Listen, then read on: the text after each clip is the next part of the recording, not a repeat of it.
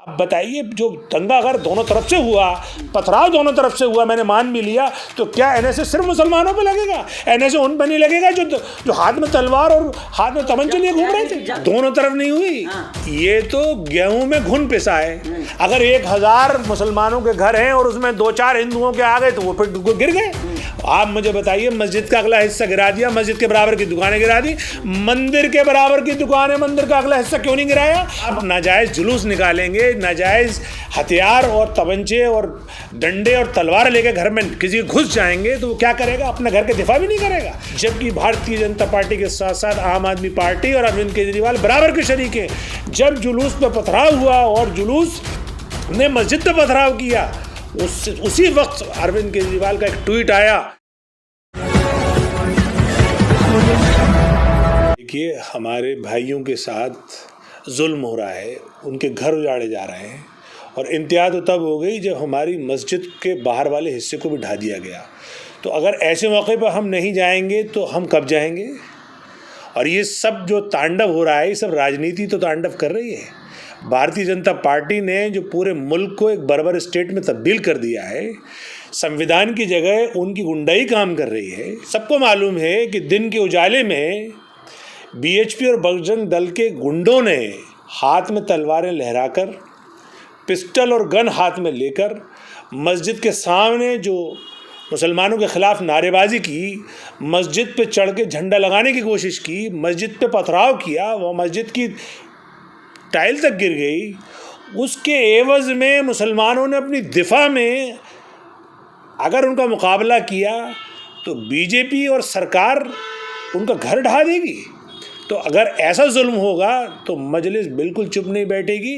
मजलिस के दिल्ली का सदर यानी मैं 19 अप्रैल को वहाँ गया, 17 अप्रैल को हमारा कन्वीनर लीगल सेल एडवोकेट रुखसार कोर्ट में मौजूद था, और 20 अप्रैल को हमारा कौमी सदर बैरिस्टर असदुद्दीन ओवैसी साहब हैदराबाद से उड़कर दिल्ली आए और उन मजलूमों से और मुतासरीन से मुलाकात की और उस मस्जिद में नमाज अदा की। सवाल ये है कि हिंदुस्तान एक जमहूरियत है, इसका मुल्क का कोई मज़हब नहीं है, लेकिन ये जो सरकार है ये मज़हब को टारगेट करके, मुसलमानों को टारगेट करके उनको बर्बाद करना चाहती है, उनको टेरराइज करना चाहती है। तो अगर ऐसे वक्त में हम खड़े नहीं होंगे तो कब खड़े होंगे? सर, पत्थरबाजी का जो आरोप लगा, लोग कह रहे हैं पत्थर जिहाद हो रहा है। सर देखिए, जब आप नाजायज़ जुलूस निकालेंगे, नाजायज़ हथियार और तमंचे और डंडे और तलवार लेकर घर में किसी घुस जाएंगे तो वो क्या करेगा? अपने घर के दिफा भी नहीं करेगा। अपने घर के दिफा में अगर उसने पत्थर चला दिए तो आपको इतनी तकलीफ हो रही है, लेकिन पुलिस ने अपने नाक के नीचे निकलने कैसे दिया? वो अगर वो जुलूस ना निकलता, पहले भी 2 जुलूस थे, आराम से शांतिपूर्वक वहाँ से निकल गए। उन लोगों ने तय कर रखा था कि जब तक दंगा नहीं हो जाएगा हम जुलूस निकालते रहेंगे, और आखिर में वो दंगा करा के ही शांत बैठे। जो भारतीय जनता पार्टी की पूरे मुल्क में नफरत फैलाने की साजिश है, उसके जो सहयोगी दल हैं बीएचपी और बजरंग दल, वो हिंदुस्तान के मुख्तलिफ सूबों में ये काम कर रहे हैं। उन्होंने दिल्ली में भी वो कामयाब हुए, दिल्ली में उनकी नफरत जीती, उन्होंने मुसलमान और गरीबों के घर ढाए, और आज पूरा गोदी मीडिया देखिए किस तरीके से इसको सेलिब्रेट कर रहा है। आप कल से परसों से देखिए, पूरे गोदी मीडिया पे सिर्फ पत्थर जिहाद, पत्थर मारा, पत्थर को इधर से आया, पत्थर मस्जिद से आया।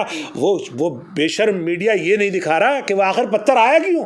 पत्थर इसलिए आया चूंकि वो जो भगवाधारी गुंडे थे वो तलवार और तमंचे लेके मुसलमानों की मस्जिद पे चढ़ गए, इसलिए पत्थर आया। अब आखिर क्या करे मुसलमान? जिंदा भी नहीं रहेगा क्या वो? उसने जिंदा रहने की कोशिश की तो उसको कलेक्टिव पनिशमेंट दिया जा रहा है, और आम आदमी पार्टी उसमें शामिल है। ये एक तरह से बर्बरता की इंतहा है, हिंदी में जैसे कहते हैं पराकाष्ठा है। MIM इसको कंडेम करती है और मजलूमों के साथ खड़ी। तमाम लोग भी सवाल उठा रहे हैं, मीडिया चैनल भी चल रहा है सर कि हिंदू अब खतरे में नहीं है। रामनवमी के जुलूस यात्रा पे हनुमान पे अगर पत्थरबाजी हो रही, आपकी ईद की नमाज पे किसी ने पत्थरबाजी की है? लोग कह रहे हैं कि हिंदू खतरे में है। सर देखिए, ये जो आग से खेल रही है ना भारतीय जनता पार्टी, उसके सहयोगी दल, इसने जो बहुत संख्यक में जो रेडिकलाइजेशन किया है, आज जो हिंदू युवा रेडिकलाइज हुआ है, ये मॉन्स्टर इस मुल्क को खा जाएगा। ये अभी तो आग मुसलमानों के ख़िलाफ़ लगी है ना।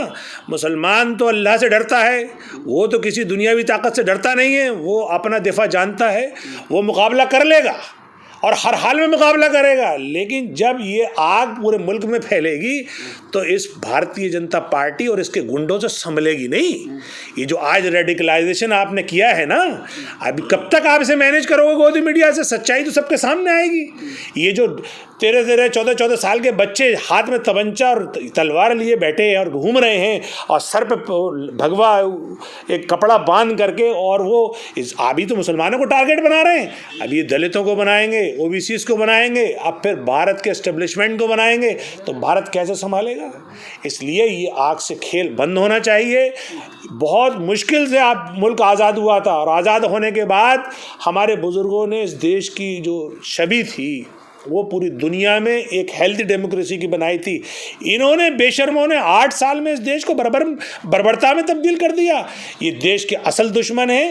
वक्त अभी भी है, अगर ये समझ जाए, अगर नहीं संभले, और अगर ये जो मजलूम तबका है ना, आखिर अल्लाह ताला भी तो इसकी आह देखेगा ना, इस मजलूम की आह में और अल्लाह ताला की जो एक्सेप्टेंस है उसमें कोई फ़र्क नहीं होता। जिस दिन उसकी लाठी जब चलेगी ना तो आवाज़ नहीं आएगी उसमें, और इस मुल्क की तबाही के दहाने पे ले जाएगी।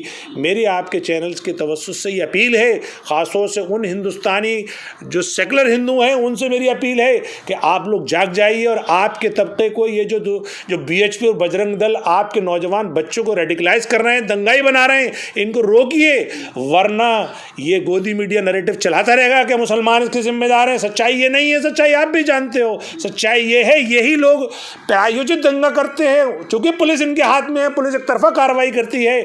हमने सारे दंगों में देखा है, पुलिस जो असली मुजरिमों से नहीं पकड़ती है, जो बेचारे मजलूम और कमज़ोर खासतौर से मुसलमान हैं उनको आरोपी बना के जेलों में ठूस देती है। अब बताइए, जो दंगा अगर दोनों तरफ से हुआ, पथराव दोनों तरफ से हुआ, मैंने मान भी लिया, तो क्या NSA सिर्फ मुसलमानों पर लगेगा?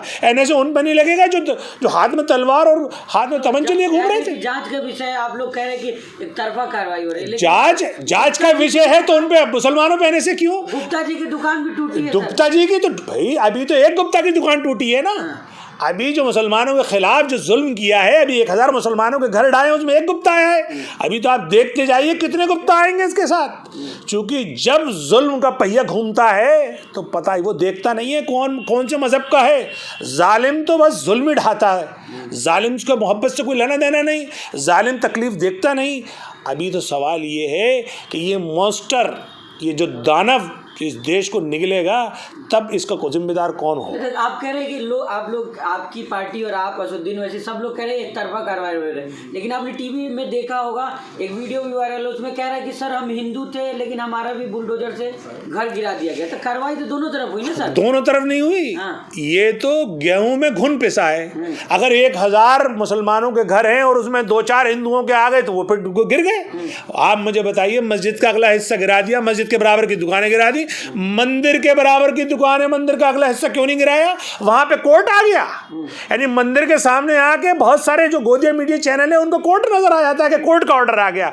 ये सब एक तरफा और मुतासिबाना कार्रवाई है, मुसलमानों को डर और खौफ दिलाने की कार्रवाई है, मुसलमानों को बर्बाद करने की कार्रवाई है।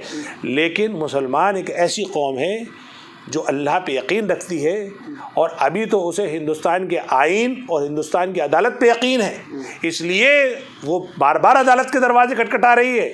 और वो आज भी कोर्ट ने सुनवाई की, अभी 2 हफ्ते की रोक लगा दी गई है बुलडोज़र चलने पे, और हमें उम्मीद है कि आगे भी रोक लगा दी जाएगी।